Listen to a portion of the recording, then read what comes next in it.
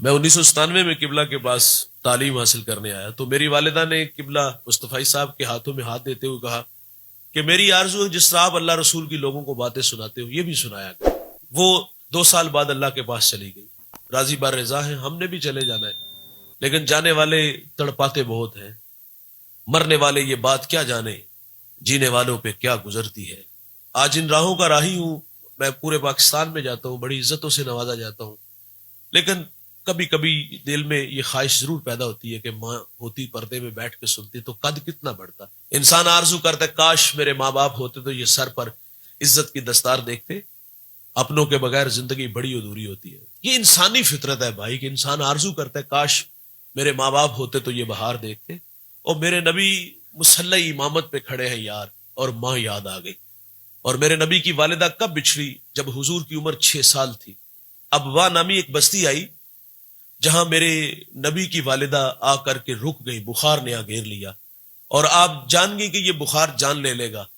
وقت رخصت ام ایمن کو کہا کہ میرے بیٹے کو باحفاظت عبد المطلب تک پہنچا دینا۔ پھر حضور کو پاس بلایا، ادھر بچپنے کی معصومیت، پیشانی میں نبوت کا نور، ماں بیٹے میں کھپ سی گئی، 2 باتیں کی اور پھر ہمیشہ کے لیے پہاڑوں میں سو گئی۔ فرمایا بیٹا ہر نئی چیز نے پرانا ہو جانا ہے، ہر باقی نے فنا ہو جانا ہے، بیٹا میں بھی جا رہی ہوں لیکن سنو میرا ذکر باقی رہے گا، اس لیے کہ میں تیرے جیسا پاکیزہ اور ستھرا محمد چھوڑ کے جا رہی ہوں۔ سانسوں کی مالا ٹوٹ گئی، موتی فضا میں بکھرے، ماں سے لپٹے لپٹ کے روئے، ننھے ننھے ہاتھوں سے کالے پتھروں کی قبر بنائی، اس میں آنسوؤں کا چھڑکاؤ کیا۔ پھر جہاں تک ماں نظر آتی رہی میرے نبی پلٹ پلٹ کے ان کالے پتھروں والی قبر کو دیکھتے ہیں۔ میں سیدہ آمنہ رضی اللہ تعالیٰ عنہ کے مزار پہ 2 دفعہ حاضر ہوا ہوں۔ یہ مدینہ سے تقریباً 350 کلومیٹر کے فاصلے پر ہے۔ جب پہلی دفعہ گیا سحری کا وقت تھا، پہاڑ کے نیچے تھا، ماحول خاموش تھا، ہوا کا کہیں سے کوئی ایک جھونکا بھی نہ آیا، لیکن جب سیدہ آمنہ کے قدموں میں جا کھڑا ہوا ایسا لگا کہ اللہ نے جنت کے 8 دروازے کھول دیے ہو۔ آج بھی جنت سے ٹھنڈی ہوائیں سیدہ آمنہ کو سلام کرنے آتی ہیں۔ میرے ساتھ کچھ دوست تھے، ہم جب رخصت ہونے لگے تو میں نے کہا یار آج ہم بھی جس طرح حضور ماں سے بچھڑے تھے پلٹ پلٹ کے دیکھا تھا، آج اسی ادا کو اپناتے ہوئے رخصت چاہیں گے۔ ہم نے جب پہلی دفعہ پلٹ کے دیکھا حضور کا بچپنا اور وہ بچپنے کی تڑپتی کہانی آنکھوں کے سامنے آئی۔ مقام بدر تک ہماری ہچکیاں اور سسکیاں تھمنے کا نام ہی نہیں لے رہی تھی۔ ام ایمن کہتی میں حضور کو لے کے پہاڑ سے نیچے آئی، پلٹ کے دیکھا تو حضور میرے ساتھ نہیں تھے۔ آپ فرماتی میں دوبارہ پھر پہاڑ پہ چڑھی تو میری آنکھیں کیا دیکھتی ہیں، حضور ماں کے سرانے کھڑے اور وہاں کھڑے ہو کر کہہ رہے تھے امی جی آپ تو جانتے ہو کہ میرا اس دنیا میں آپ کے سوا کوئی بھی نہیں ہے۔ ام ایمن کی جان نکل گئی، سینے سے لگا لیا۔ میرے نبی فرمایا کرتے تھے ام ایمن میری ماں کے بعد میری ماں لگتی ہے۔ آج بچھڑی ماں کی یاد آئی۔ میرے نبی صحابہ کو مخاطب ہو کے فرماتے ماں ہوتی نماز عشاء پڑھا رہا ہوتا اور والدہ کو مجھ سے کام یاد آ جاتا، وہ مسجد نبوی کے دروازے پر آ کر کہتی بیٹا محمد میری بات سنو۔ میرے نبی فرماتے میں نماز توڑ کے پہلے ماں کی بات کو سنتا، ماں کا وقار بلند کیا۔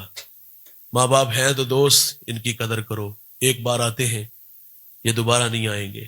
ناراض گئے نہ یقین جانو، زندگی سے راستہ مانگو گے زندگی راستہ نہیں دے گی۔ یہ بڑی دولت ہے یار، ان کے ساتھ وقت گزارا کرو، گپ شپ لگایا کرو، ان کے پاؤں دبایا کرو، باہر گھمانے پھرانے لے جایا کرو۔ کبھی کبھی ان سے کہا کرو ابا جی کو پرانا یار بیلی ہے، پہلے تو ماضی کے دریچوں میں وہ جھانکے گا، وہ بچپن کی ہنسی یادیں اور وہ بچھڑے ہوئے دوستوں کا پیار، اور جب بیٹا باپ کو بچھڑوں سے ملائے گا تو باپ کتنا راضی ہوگا۔ یہ بوڑھے مرتے دوست اس وقت ہے جب ہم انہیں ٹائم نہیں دیتے۔ ہمارے ہاں ہمیں دھوکہ لگا، اور یہ دھوکہ یہی لگا کہ ہم 500,000 ان کی خدمت کرتے اس لیے ہماری راہوں میں بیٹھے ہوتے، ہمارے پیسوں کے بھوکے نہیں ہوتے یار۔ زندگی میں کمایا بڑا ہوتا ہے اور وہ خرچ بھی ہمارے اوپر کیا ہوتا ہے۔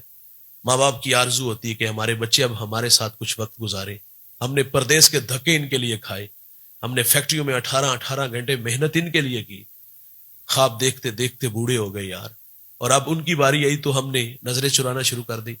ایک گھر میں رہ کے ہم اجنبیوں والی زندگی گزارتے ہیں، یار آتا ہے کنڈا کھڑکا کے جہاں چاہتا ہے لے جاتا ہے، یار کو دیکھ کر باہیں پھیلاتے ہیں اور باپ کو دیکھ کے ہم رستہ بدلتے ہیں۔ بھائی ان کی قدر ان کی زندگی میں کرو، یہ بڑی دولت ہے یار۔ ان سے اداس ہوا کرو یار، ان کے پاؤں دبایا کرو، ان سے مشورہ کیا کرو، بھائی جان ان کے ساتھ وقت گزارا کرو، انہیں وقت دیا کرو، زندگی میں اگر کچھ بننا ہے یہاں بھی اور داور محشر کے سامنے بھی تو پھر ان کی عزت کیا کرو. اگر ناراض ہے تو ان سے جا کے معذرت کر لو یار, یہ دوبارہ نہیں آئیں گے.